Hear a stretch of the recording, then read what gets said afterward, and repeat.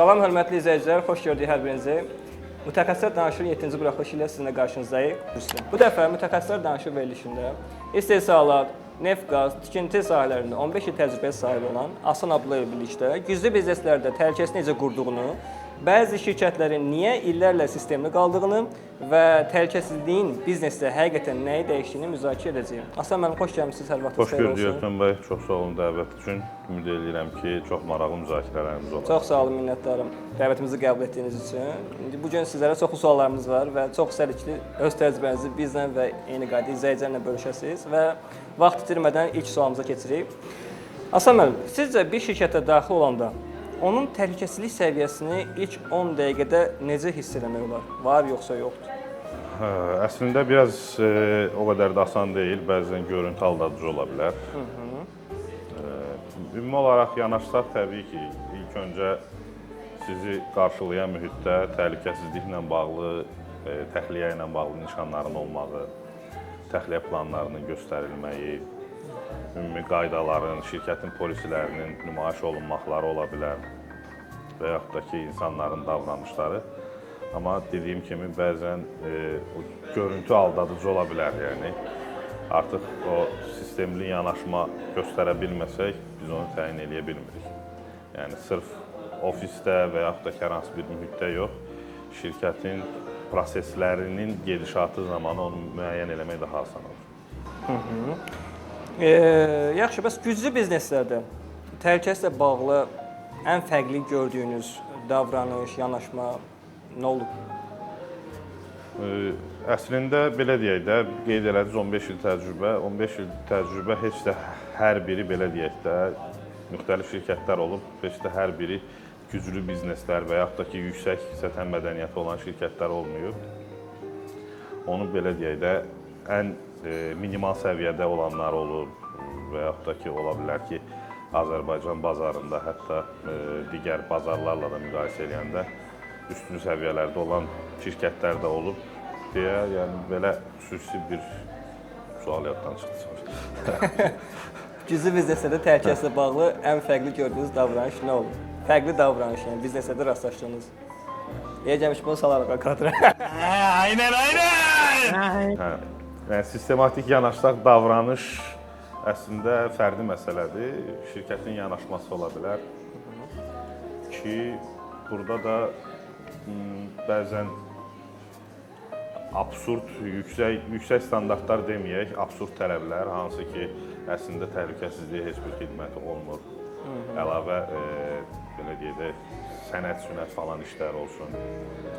Hansı ki, normalda administrativ tədbirlər kömək olmalıdır. Bəzən o administrativ tədbirlər işlərin təhlükəsiz icrasına kömək əvəzinə əngəllər yaradır. Yəni, təcrübəmdə, belə deyək də, xüsusi vurğulamaq istədiyim məsələ odur ki, yəni davranışla bağlı dediniz ki, bəzi şirkətlərin yanaşması mənə elə gəlir ki, bəzən absurd yanaşmalara da olur şəkildə. Yəni, lazımından daha artığı, yəni hansı ki, heç bir fayda vermir, yoxsa? Əslində, əlavə çətinliklər yaradır və bürokratik əngəllər yaradır. Məsəl üçün, işə icazə sistemi tətbiq olunur. Normalda işə icazə sistemi tətbiq olunmalıdır.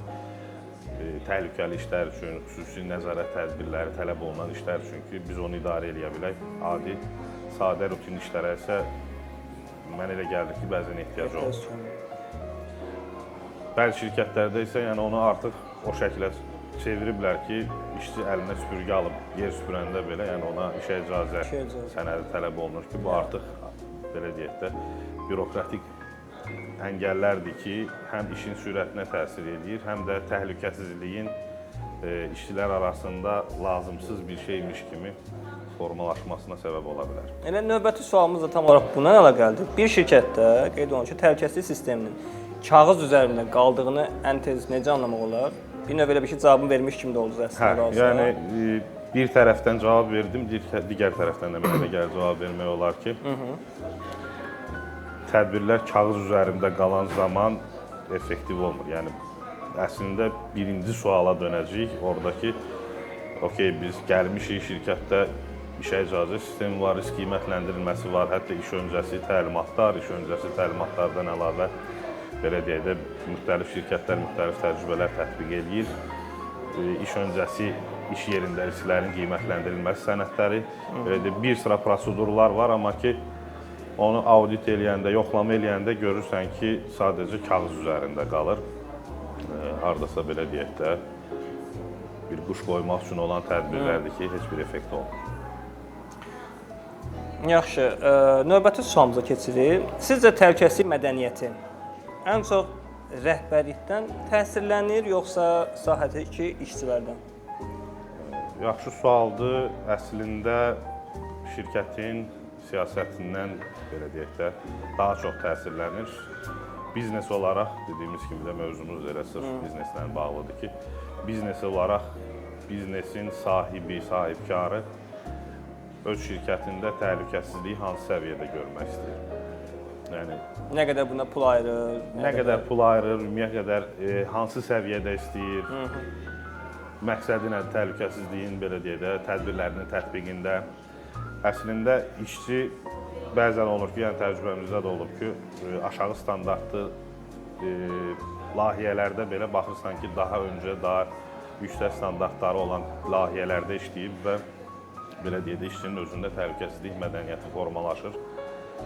Bəzən olur ki, işçilər həmin mühitdə işləyə bilmir artıq, iş yerindən ayrılmalı olur. Bəzənsə rəhbərlikdən gələn belə deyək də o təhlükəsizlik tələblərinə, standartlara, o təhlükəsizlik mədəniyyətinə laqeyd yanaşma artıq həmin işçilərə belə təsir eləyir və təbii ki, buradan da nəticəyə gəlmək olar ki, əsas rəhbərliyin təsiri daha yüksəkdir. Təcrübənizdə yəqin ki, olub və görmüsünüz. Hər hansı bir şirkətdə işləyirsiniz, fərz eləyək və orada təhlükəsizlik mədəniyyəti zəifləyirsə, biz bunu hansı əlamətlərdən başa düşə bilərik ki, artıq yavaş-yavaş? Təsəvvür eləməyək, elə hal-hazırda da işləyirik, işsiz deyil şükür Allaha. Təhlükəsizlik mədəniyyəti zəifləyirsə, əslində bunun dərin analizini aparmaq lazımdır, səbəbləri tapmaq lazımdır ki, əvvəl niyə var idi, indi yoxdur belə deyək. Öz təcrübəmdən deyim, təbii ki, şirkət adları çəkməyəcəm. Olub ki, şirkət var, hər hansı bir layihədə görürsən ki, yüksək standartlarla işləyir. Başqa bir layihədə baxırsan ki, yəni o standartlar artıq yoxdur. Səbəb nə olur? Səbəb o olur ki, işlədiyi layihənin tələbləri və yaxud da ki, işlədiyi müştəri şirkətin tələbləri bu tələblərə cavab vermək üçün daha, belə deyək də, önəm verir təhlükəsizliyə.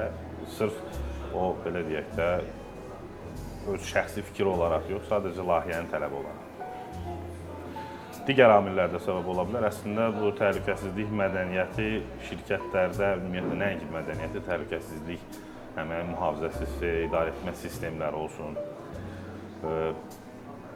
Tək şirkətdən və yaxud da ki, fərddən asılı deyil. Əslində, siyasi iqtisadi amillərdən də asılıdır, təbii ki. Dövlətlərin tələbindən asılıdır, qanunvericiliyin tələbindən asılıdır. O qanunvericilik mexanizmlərinə nəzarət edən qurumlardan da asılıdır ki, şirkətlər əslində biznes olaraq bu açıq aydındır da, yəni ki, biznesin məqsədi gəlir əldə etmək. Yəni pul qazanmaq. Düzdür, biz ədəbiyyatlarda keçirik, biz təhlükəsizlik bizim nə üçün lazımdır?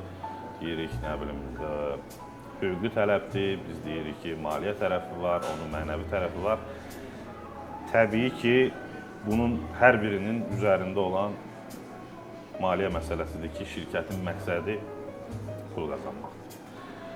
Gəlir əldə eləməkdir və bəzi şirkətlər də bu təhlükəsizlik tələblərini əlavə xərc kimi qoyur. Və buna istər dövlət tərəfindən, istər də digər belə deyək də, ictimai sosial qurumlar tərəfindən nəzarət mexanizmi olmayanda o qanunvericiliyin tələblərinə belə əməl eləmir. Dediyim kimi, sahibkardır, biznesmendir.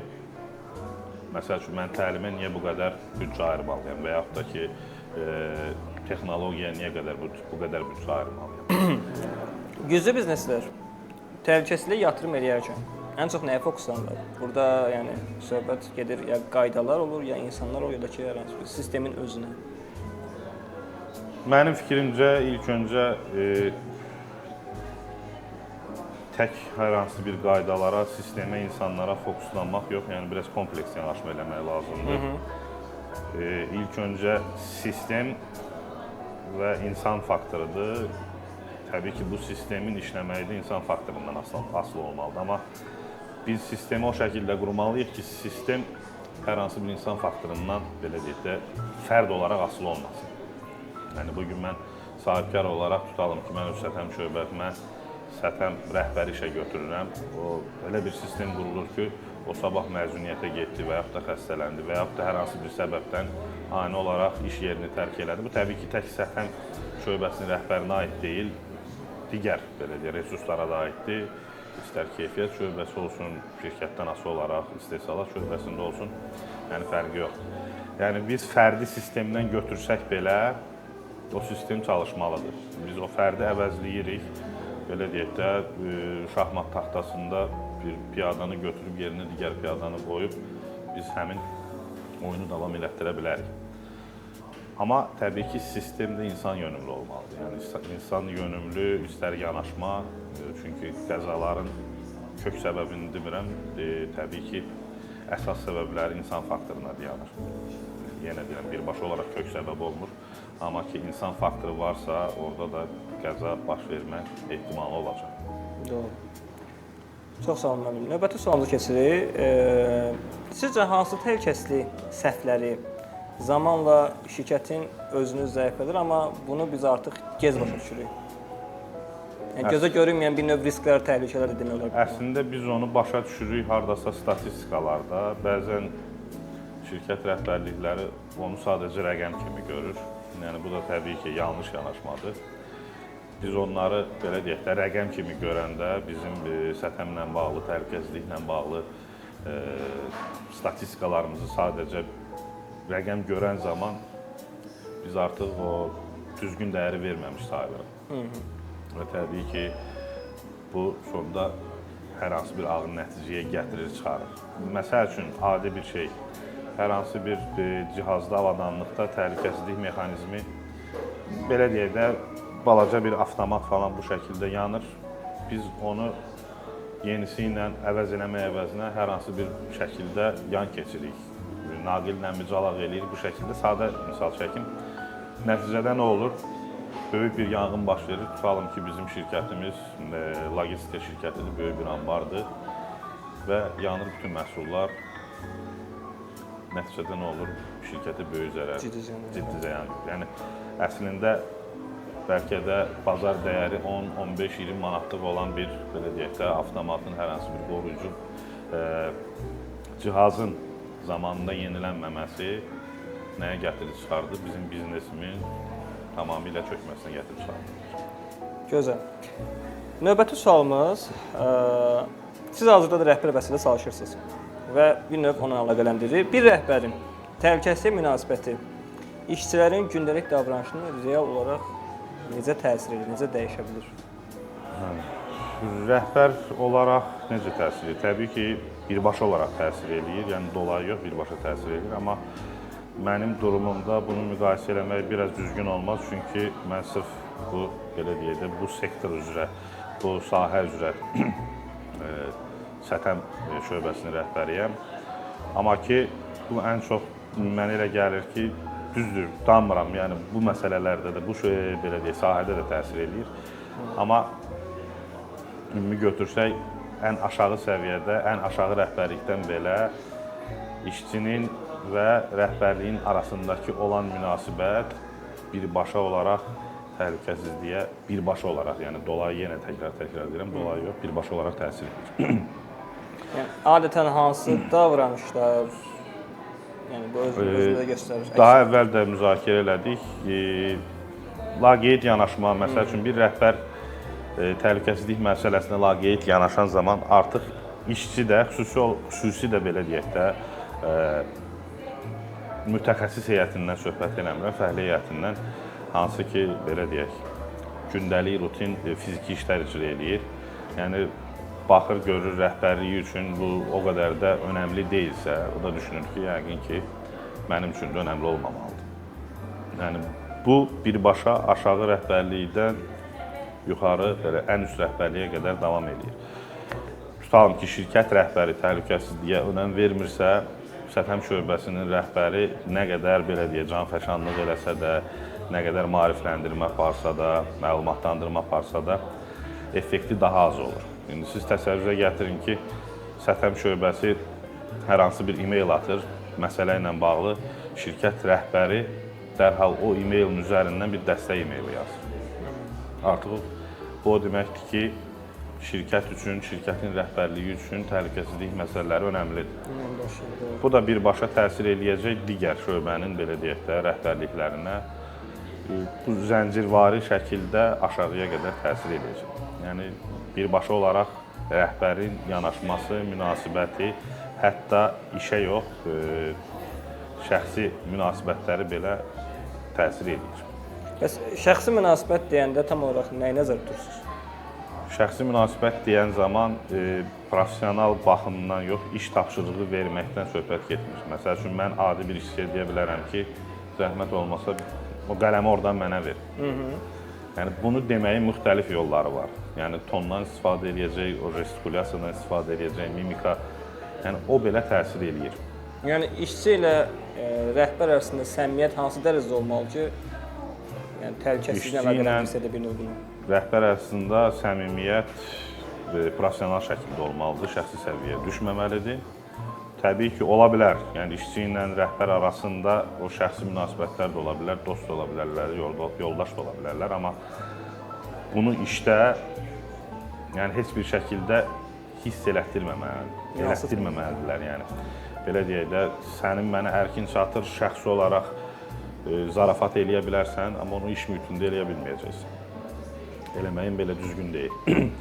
Eləsən nə olacaq? Nə olacaq?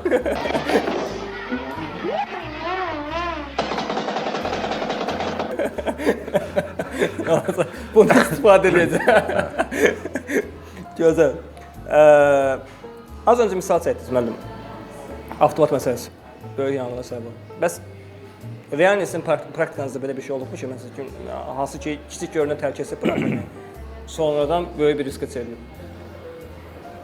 Kiçik təhlükə, əslində biz təhlükə varsa onu dəyərləndirməliyik. Əgər gələcəkdə böyük riskə çevrilirsə, biz deməli riskləri düzgün qiymətləndirməmişik. Yəni biz təhlükəni görmüşük, belə dedik, kiçimsəmişik. Əslində təhlükə yerində durur. Yəni Türkçə demiş. Yerində durur.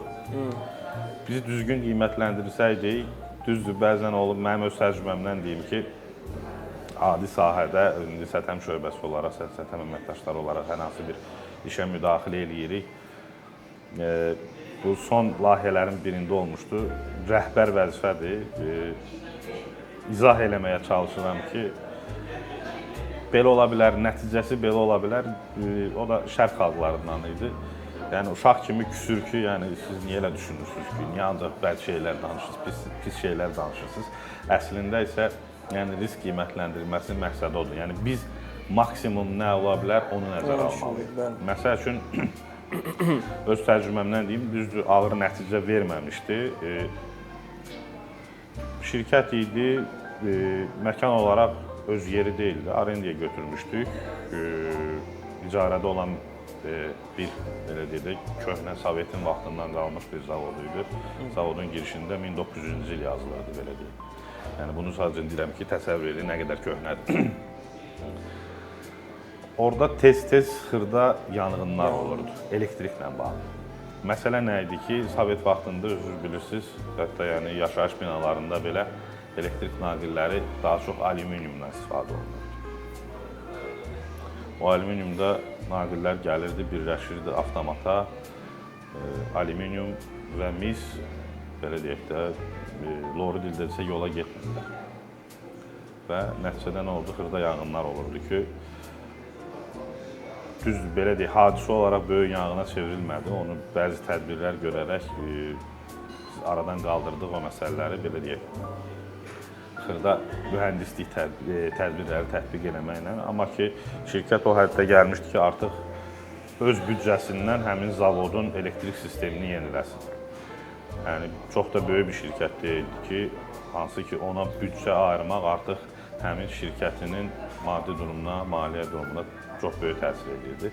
Düzdür, biz onun araşdırmasını apardıq, həll yolu olaraq, yəni çox cüzi bir, belə deyək də, xərclə biz o məsələni həll elədik. Yəni, dediyiniz kimi, sizin o balaca gördüyünüz təhlükə əslində bizim təhlükəsizlik sistemimizin düzgün qurulmadığını görsənir. Yəni, biz təhlükəni ignor eləyə bilmərik. Təhlükə özlüyündə təhlükədir, heç bir, belə deyək də, özündə hər hansı bir rəqəmi mi deyim, nəticəni göstərmir. Biz mütəxəssislər olaraq onun risk qiymətləndirilməsini zamanı artıq təyin eləməliydik ki, bu balaca dediyimiz, kiçik, gözümüzə görünməyən təhlükə əslində nəticəsi nə olar? Gözəl. Və növbəti sualımız odur ki, güclü şirkətlərdə, güclü bizneslərdə və yaxud da ki, insanlar və yaxud da ki, işçilər niyə qayda pozmağa daha az meyilli olur? Niyə qayda pozmağa daha az meyilli olurlar? Əslində o güclü Bu qorxudur, şirkətlər... üzr istəyirəm, yəni bu çəkinmədirmi? Mən deyim, qorxu da ola bilər, amma güclü biznes deyən zaman, belə deyək də, siz baxın nəyi nəzərdə tutursunuz? Təhlükəsizlik sistemləri yüksək səviyyədə olan, yoxsa yəni çoxlu maliyyəsi olan? Siz hər iki tərəfdən deyin. Ola bilər, işçilər qaydaları pozmur, qorxu ehtimalı var. O qaydalar pozulmaması prosesi davam edəcək, nəzarətsizliyi hiss eləyənə qədər. İşçi ona, belə deyək də, görən zaman, nə zaman ki, belə deyək, rəhbərlər tərəfindən görülür, o zaman qaydalara riayət edəcək, qorxu məsələsində. Sətəm gəlir, tez bazar kaskam taxım. Sətəm gəlir, nə bilim, rəhbərlik gəlir. Əslində, o cür yanaşması olan şirkətlərdə adətən elə olur. Amma digər tərəfdən bəzi şirkətlər də var ki, artıq qorxu faktoru deyil, bu sırf sətəm mədəniyyətinin formalaşması məsələsidir. Buna da təbii ki, uzun illər lazımdır şirkətdə o sətəm mədəniyyətini formalaşdırmağa. Əslində, o mədəniyyəti formalaşdırandan sonra hətta qıraqdan yeni gələn təcrübəsi, ümumiyyətlə sənaye təcrübəsi olmayan belə işçi olsa, o kütlənin təsirindən... Peer group pressure. Bəli. Kütlənin təsirindən avtomatik olaraq o qaydalara əməl edəcək. Mən özümdən deyim, mən iş təcrübəsinə tələbəçilik vaxtını saymasaq, hərbi xidmətdən sonra mühafizəçi kimi başlamışdım. Neft şirkətlərinin birində idi, xarici neft şirkətlərinin birində. Yəni, adamlar gecə növbəsində belə sexə gəlirdilər 2 nəfər. Heç bir rəhbərlik yoxdur, heç bir nəzarət yoxdur. Yəni, üzərində fərdi mühafizə vasitəsi olmadan yaşıl xəttdən bir addım belə o tərəfə atmırdı. Yəni, o zamanlar mənim özümə qəribə gəlirdi, amma zamanla artıq o, belə deyək də, bu sahəyə yönəldim, daha çox təcrübə qazandım, daha çox, belə deyək də, gördüklərim olandan sonra mən onları artıq başa düşə bilirdim. Amma ilk təcrübəmdə nə olurdu? Adamlar görürdüm ki, yaşıldan xəttdən çıxmırsa, deməli mən də çıxmalı deyil. O meymunlar üzərində olan təcrübə məsələsi var, bilirsiniz o məsələ. Bilmirsinizsə məsələn aşağı. Danışın yoldaşlar da eşitsin.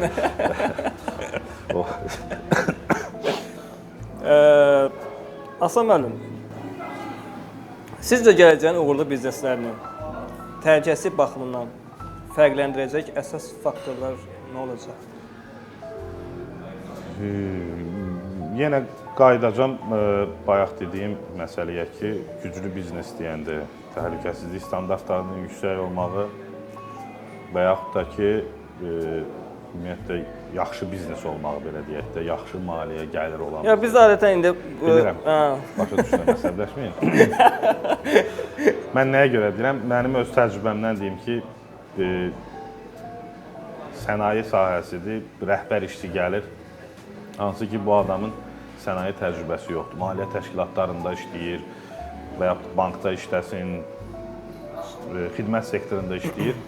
Yəni, adamlar o təhlükəsizliyi tam dərk eləyə bilmir. Ona görə də düzgün başa düşmürlər. O ilk öncə demişdik, o həmin ki, o təhlükəsizlik tədbirlərini əlavə xərc kimi görür. Təbii ki, amma özünü tutmuş, artıq öz sözünü deyən təhlükəsizlik sahəsində öz standartları ilə tanınan şirkətlər isə gələcək faktor indi ümumiyyətlə hər şeydə süni intellektin tətbiqindən danışırıq ki, mənə elə gəlir ki, təhlükəsizlik məsələlərində də süni intellekt əsaslı texnologiyaların tətbiqi əsas faktor olacaq. İndiyə gəlmişəm, növbəti mövzularımızda daha doğrusu, bu süni intellektin təhlükəsizlik əlaqəsindən danışacaq. Çox sağ olun. Yenə davam edirəm, buyurun. Hə, yəni ki, söhbət hər hansı bir ChatGPT, Gemini olaraq bizim belə deyək də hər hansı bir mətn redaktor araşdırma eləməyimiz yox, artıq o təhlükəsizlik texnologiyalarında tətbiqindən mən danışıram ki, artıq hadisəni hər hansı bir belə deyək də öncədən görüb başa düşə bilən süni intellekt əsaslı hər hansı bir texnologiyaların tətbiqi varmı? Çox güman ki, var. Mənə elə gəlir ki, gələcəkdə buna daha çox fokuslanılacaq. Əslində, təhlükəsizlik məsələlərində şirkətlərin yanaşmaları müxtəlifdir. Ki, nəzarət mexanizmi bayaq dediyimiz kimi də o qorxu tədbiri yaratmaq məqsədi ilə daha çox sətəm işçilər işə götürürlər ki, daha çox yayılıb tikinti sektorundakı, hətta say tələbi qoyurlar ki, 50 nəfərə, 40 nəfərə bir nəfər, deyək də, sətəm mühəndisi və yaxud da ki, sətəm inspektoru olmalıdır ki, nəzarət daha güclü olsun. Hətta əvvəl işlədiyim şirkətlərin birində hadisə oldu, yəni onun kök səbəblərindən biri belə olaraq qoymuşdular ki, o, belə deyək də, sahəyə uyğun olaraq sətəm əməkdaşı olmadığına görə bu hadisə baş verir. Mənə elə gəlir ki, bu yanaşma zamanla dəyişəcək. Yəni, artıq sətəm əməkdaşları sahədə birbaşa olaraq işçilərə nəzarət eləmək yox, qanunvericiliyin tələbləridir, sistemin inkişaf elətdirilməyi üçün işə götürənə, biznesmenə belə deyək, bu sahədə məsləhətlərin verir. Əslində elə bizim peşəmiz o olmalıdır. Məsləhət. Yəni, dediyim kimi, əsas məsələ odur. Yəni, o faktor olacaq süni intellektin tətbiqi və insan faktoru olaraq təbii ki, süni intellekt insanı mənə elə gəlir ki, indiki durumlarda hələ ki, əvəz eləmir. Elə bilməyəcək də, çünki verilən komandalardan da bəzən alınan cavabları görürsən ki, o deyil. Əsas faktor mənə elə gəlir ki, elə olacaq. Gözəl. Mənim məsləhət demişkən və keçirik sonuncu sualımıza. Təhlükəsizlik sahəsində bizi izləyən gənc izləyicilər də var. Biz özümüz də gəncik, yəni gənc olmasa da zaman var. Daha gənc nəsil var, hansı ki, universitetini bitiriblər, bəli, bu sahəyə yeni addımlar atıblar. Yəni, bu gənclər üçün, yəni, spesifik olaraq hansı tövsiyələri verərsiniz? Gec deyil. Geri addım ata bilərsiniz.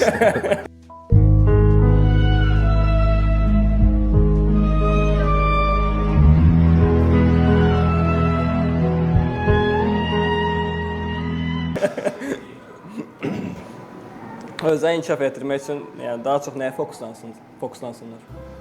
Daha çox fokuslansınlar təhsilə. Təhsil dediyim hər hansı bir diplom almaqdan söhbət getmir təbii ki. Araşdırmaya. Mənə görə bu sahədə uğurlu mütəxəssis olmağın ən birinci yolu məntiqi yanaşmanı düzgün bilməkdir.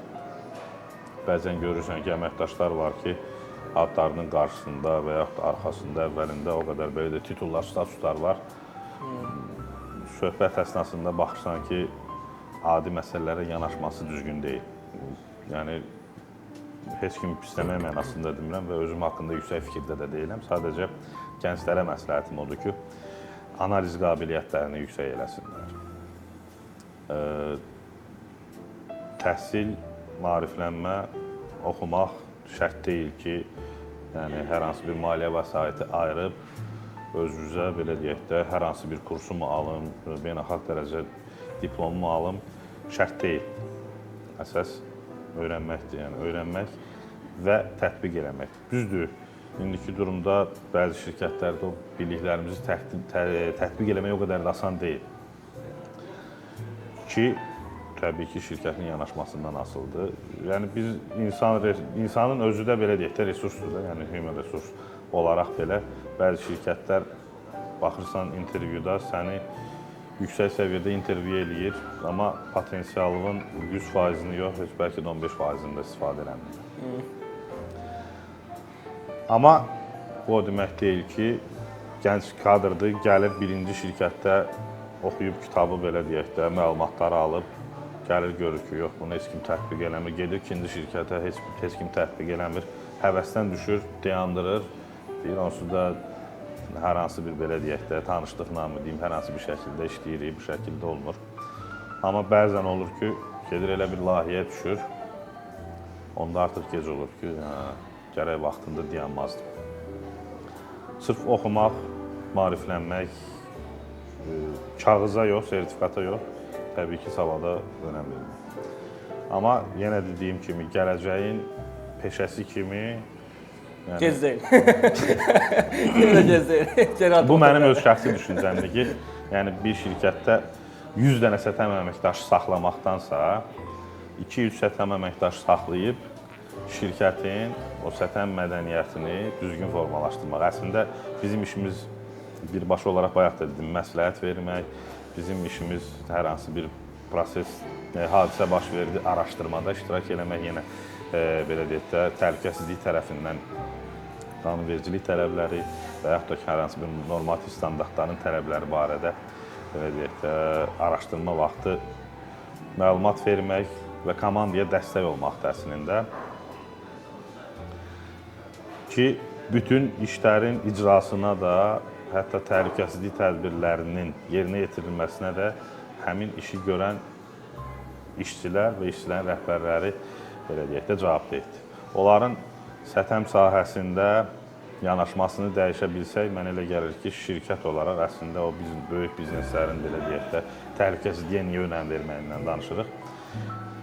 100 nəfərə məvacib ayırmaqdansa, onun büdcənin 50%-ni maarifləndirmə ayırsa, daha effektiv olacaq, mənə elə gəlir ki. Demirəm, gənclər sətəm sahəsinə gəlməsinlər, çox maraqlı sahədir, çox şaxəli sahədir. Yəni, həm psixoloq olmalısan, yeri gələndə mexanik olmalısan, yeri gələndə elektrik olmalısan, yeri gələndə hətta bioloq olmalısan. Yəni, o qədər də asan sahə deyil. Çünki gənc mütəxəssissiniz, gedirsiniz, düşürsünüz, 20 ilin təcrübəli işçisi ilə üz-üzə gəlirsiniz. Elektrik sahəsində təbii ki, o sizə üstün gəlməyə çalışacaq. Belə deyək də, özünün doğru olduğunu sübut eləməyə çalışacaq ki, təbii ki, elektrik sahəsində təhsil alıb, illərdir təcrübəsi var. Siz orada axsasaz, ondan sonra sizin artıq belə deyək də, o statusunuz düşəcək aşağı. Yəni, ona görə də sırf deyirəm, əgər bu sahədə irəli getmək istəyirsinizsə, ola bilər, o sertifikasiyalar da lazımdır, o belə deyək də, diplomlar da lazımdır. Amma ilk öncə yəni, ona maddi durum ayıra bilmirsinizsə, maliyyə vəsaiti ayıra bilmirsinizsə belə, ədəbiyyatlar var ki, açıb oxuya bilirsiniz. Gözəl. Məsləhətim olur yəni. Çox sağ olun, Aslan müəllim. Çox geniş və əsaslı izahlar verdiniz bizə, həm bizə, həm də izləyicilərimizə. Vaxt ayırdınız, minnətdarıq. İnşallah ki, bizim üçün faydalı olur. İnşallah ki, izləyicilərimiz üçün də faydalı olar. Ümid eləyirəm. Yaxşı olar, inşallah. Mən yəni bəyəndim, çox xoşum gəldi, çox təşəkkür edirəm. Yoldaşlar, sizin də hər hansı bir bizim buraxışımızla bağlı bir rəyiniz, təklifiniz, iradınız, sualınız, sorğunuz olduğu təqdirdə videonun rəy bölməsinə yazmaqdan çəkinməyin. İnşallah növbəti verilişimizdə görüşəndək. Sağ olun, salamat qalın. Sağ olun.